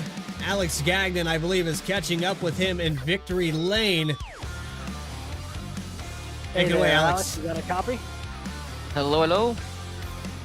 Congrats on win number 2 of the season.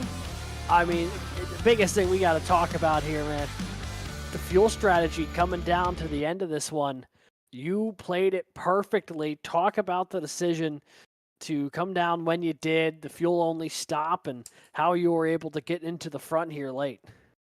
Well, it started all the way back into the stage before the stage caution. I decided to not take tires when we pitted to make it to the stage. So I saved a set of tires, and on that last caution before that long green flag run, I decided that it was time to put the tires on. After like 15 laps done on the old tires, even if it was mostly under caution, I decided it was time because a lot of people pitted at that point. And yeah, I guess I was a winning strategy because I was on a way different one than the leaders at that point. I was running my own strategy, just doing my own little thing, and it worked out at the end perfectly fine with two tires. It certainly seemed like it, and not only were you able to make it work, you were able to gain some time on those cars behind you. Was there any concern in those closing laps that the 57 or the 23 would be able to stretch their fuel run to the end of that race, or did you know that they had to pit one more time? I knew they had to pit one more time. Everybody had to pit at least once before the end of the at the checkered flag. Before the checkered flag, everybody had to pit at least once. So, um, yeah, I was really doing my own little thing. At the end, I got a little bit scared because I was wondering how to pass Burns. I got into the wall pretty hard out of four, and I'll be honest. At that point, I think I thought I bent the tire and everything, but no, it was still driving perfectly fine, and I took it easy on entering the corner after that, the two laps after, just to be sure that I was still able to make the laps that I wanted to. And just by doing that, I passed him. So I guess at the end, I was just babying it, and it was perfect. It certainly worked out to perfection. One more question for you. 6 races in this season, picked up your second win of the year, matching your total from a season ago. Got to imagine you're feeling pretty confident with how this season's starting if you've already picked up the same amount of wins from last year here in the opening 6 weeks. Oh yeah, it's a very big confident booster. Last year, I felt like even with those wins, I didn't feel really good about how I performed, and starting the year with two wins, especially in a row like that at two tracks that I love, uh, it makes me feel better about this car a little bit, but it's still hard to drive. Um, but yeah, it's giving me a big boost of confidence for the next couple of weeks because it's not going to be easy with Talladega and Darlington coming up to Bristol. It's going to be hard, so I'm glad I got these two wins already in the pocket and take it even more relaxed for the rest of the season until the playoffs. All right, well, Alex, while you're here in Victory Lane, anyone you'd like to shout out on the win tonight? I'd like to thank Racing Revolution, Chapman Environmental Model Services, Maxi, and everybody that makes this league possible. You guys for broadcasting and doing an amazing job. I listened to the broadcast last week. It was amazing. I love listening to that while working the next day. Brings good memories about what happened last night and seeing other perspectives. But yeah, everybody that makes this league fun and possible, thank you very much. Alrighty. Alex, thank you so much for joining us up here in the booth. Congrats on the win here tonight at Homestead. And we will see you next week. Yes, sir. Merci. Thank you. All right, and that was your race winner, number 19, Alex Forget, picking up the victory here tonight. And dramatic fashion, dare I say, Bradley. Yes, an excellent call there on the strategy to get this done and put that car in victory lane. He adds himself to multi-time winners. There are 2 of them now on that list in the regular season. Don't go anywhere though. We still have more racing coverage post-race here for the Chapman Environmental Services Cup Series. Don't go anywhere. Post-race interviews with the rest of your top 3 and those final race results for the on-cue equipment 201. More coverage on V-Speed right after this. Chapman's been around for 32, almost 33 years. It's a great company. We've built it from 10 people not all that long ago to 32 people today. We continue to grow. We're hiring people all the time. If there's one thing that I could do, like before my time is up at Chapman, it is making sure that we've built a company that will stand the test of time. And My goal as the current owner of the company, or one of the owners of the company, is to ensure that we can pass the ownership of the organization on to the next generation of people coming up the ranks today.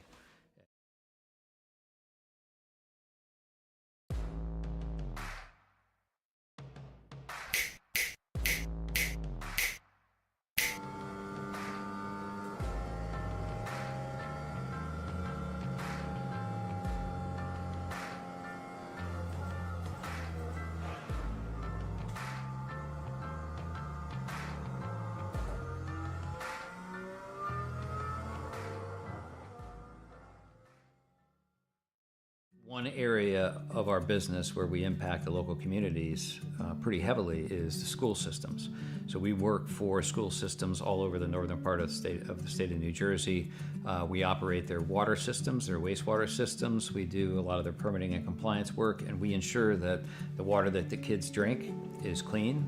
We go out and do the sampling to ensure that it's not contaminated. And we also treat the wastewater that's being generated at a lot of these facilities as well before it gets discharged to the environment. So we are supporting the local community through supporting the boards of education and the local school systems.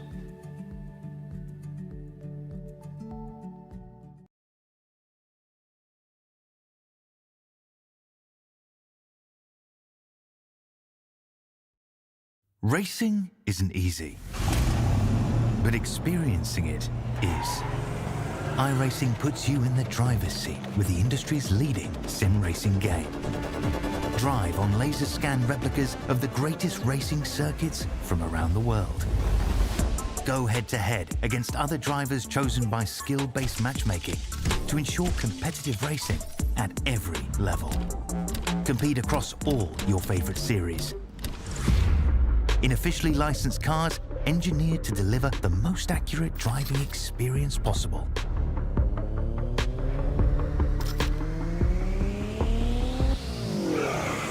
Join a race or host your own with players from across the globe.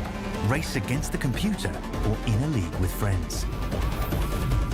Feel the thrill behind the wheel. Visit iRacing.com.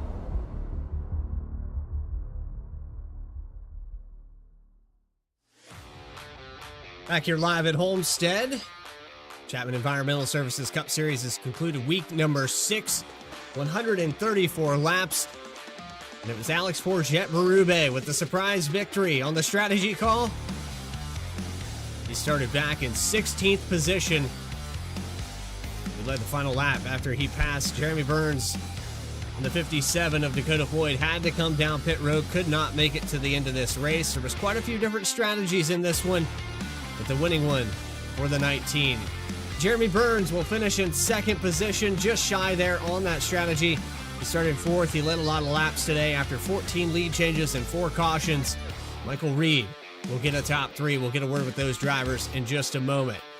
Trevor Erhardt, another top 5 for him in the 41, finishing 4th. Michael Bennett will finish in 5th. Kyle Diaz, 6th position. Trevor Keith, great drive for him. Got the top 10 here after having problems earlier in this race. Kind of turned himself across the nose of, I believe it was the 54 of Caleb Gilbert, who finished just behind him.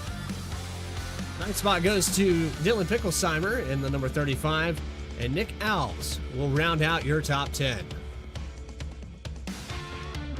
Back in 11th this evening, it will be Tyler Harrison in that 45 machine. Kyle Stewart will rebound for 12th. The pole sitter Justin Ritchie finishes 13th tonight, just ahead of John Fike, and Parker Johnston will finish 15th. Grant Turner, 16th. Devin Hudgens, 17th here tonight. Dakota Floyd, strategy just a couple laps off from working here tonight. He'll finish 18th ahead of Brandon Richardson and Kevin Orlando Jr. rounding out the top 20. 21st goes to Jacob Sirkovich. Then you have 22nd to Daniel Holloway. Grant Thorpe in the 77 in 23rd. Justice Murphy, problems for him, got damaged, 24th position.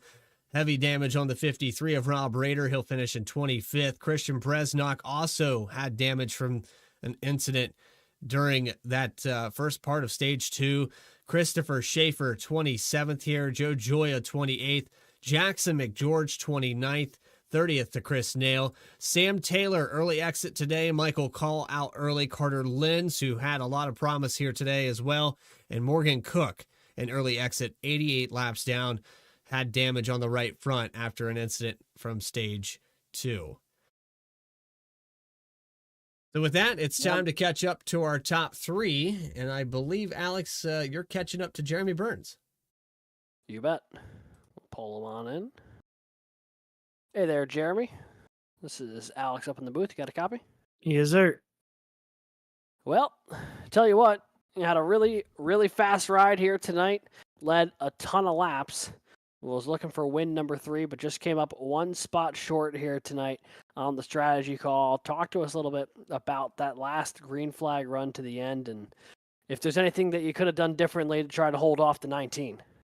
I mean, it was really just a good strategy call on him. I could have taken 2, but with the lead that I had on Reed coming in that final pit stop, it was one of those things where I'm not going to take the chance and, come out and all of a sudden 4 tires are way better than 2. Earlier in the stage, it was a little bit better on 2, but I mean, I really didn't see Alex coming anywhere. Like I couldn't see him in the back there. I couldn't get a read on him, but I mean, it was just good on him, right? Maximizing the day, maximizing anything that he could to get back up there in the fight. And he came down sometime like 15 laps after just to, I don't know if it was top off or get 4 in fuel. And that's what set him up to be able to come in later. So just hats off to him. He put all the effort in, and I tell you what, he was pretty quick there in the last 10, 15 laps after he came off of pit road. And I mean, I had nothing for him personally. As soon as I saw him go up, I was like, all right, well, I'll give you my best shot, but it's probably going to be for a couple corners. But overall, solid points day. Got the stage win, finished second, only miss out on a few points. So just really good momentum heading into the break. And I assume that we will retain the points lead, and it's always good to get off to a good start for this season. Yeah, that was going to be my follow-up question here. So obviously 6 weeks in, you got 2 wins, the runner-up here tonight. You've led a bunch of laps, won several stages in that mix as well. How do you evaluate the opening part of your season to this point? I mean, I think that, when you start out with 2 super speedways, it's always up in the air on how it can be. And we minimized our losses there, go to a road course, get the win there, and then we get another win at Phoenix. And then we back it up with a 4th place and then a 2nd place. So really, there really isn't much that we can do a lot better. And also just capitalizing on the playoff points as well, because we know how much that means heading into the playoffs. So, and having the team success as well and the alliance success that we've had through performance and EXR, I think that we're hitting on all cylinders right now. So we're going to go into this break, get a little bit of a breather. We're going to be running trucks on Monday, but going to take the breather, and then we're going to come back and, meet the lady in black there in Darlington and have some fun down there. Alrighty. Well, Jeremy, while we've got you in the booth here, anyone you'd like to shout out here this evening on the podium finish? Yeah, of course, my mom and dad, Josie, Dylan, Coach P, Sonny, my grandma, Miss Betsy, Julie, Derek, Caroline, Shannon, Belinda, Betty, Colleen, Metroplex for being on the hood. Huge shout out to them. Enginuity Power Systems, Chapman Environmental, Buttkicker, Coastal Financial, Ultimate Exterior Lighting, Erhardt Homes, All About Bugs, you guys up here at V-Speed, and all the admins and drivers. That was a really fun race tonight. Got a lot of green flag runs, so really appreciative of that. And I mean, we'll take it into the bye week here. Alrighty. Jeremy, congrats on the runner-up finish. Thanks for joining us up here in the booth, and we will see you for the next one. Yes, sir. Thank you, guys. That was runner-up finish here tonight. Jeremy Burns in the number 9 machine. Led the most laps and just came up 1 spot short here this evening. With that, we move on to our 3rd place finisher. I've caught up down on pit road with Michael Reed in the number 91. Led 1 lap here today. You stayed in the top 3. You had a little something there on that long run for Jeremy Burns. You hung with him for quite some time, but it seemed like after those pit stops, just fell off a little bit.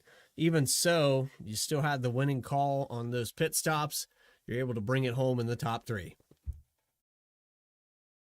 Yes, sir. Thank you.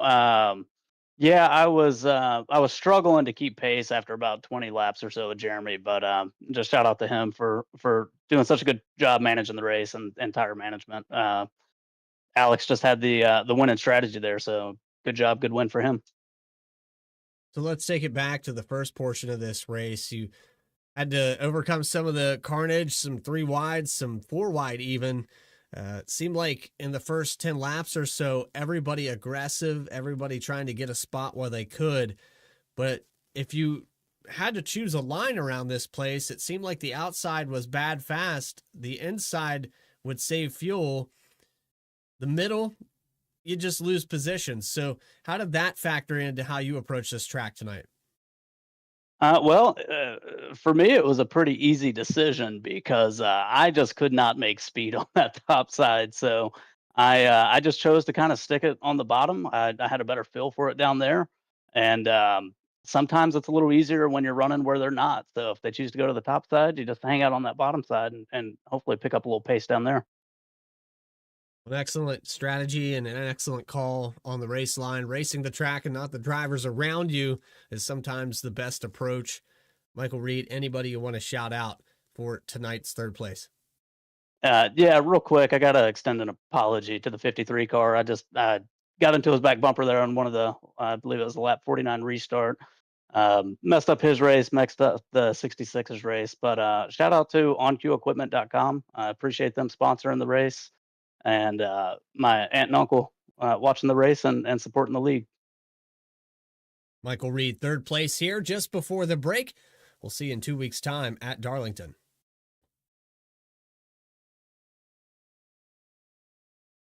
We'll put him down there in the infield care center, make sure that he's taken care of. But overall here, Alex, it was a phenomenal race. It came down to strategy. Who would have thought that, Alex Forget had something for all these guys after that call? It was something that we missed here, that he didn't take that tire set, ended up paying dividends for the end of this race.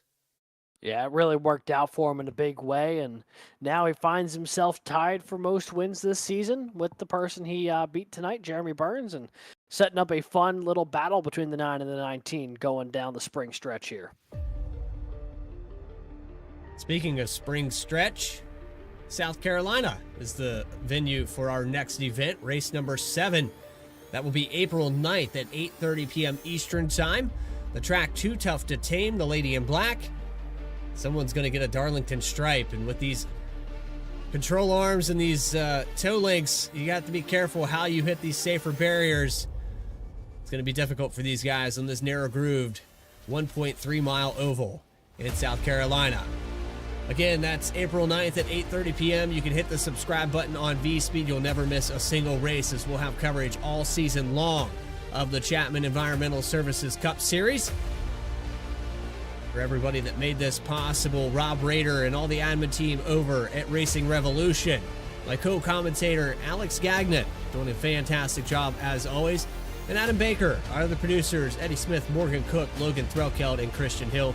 This is Bradley Cooper saying so long from Homestead. We'll see you in 1 week or 2 weeks' time. Until then, everybody, stay tracking.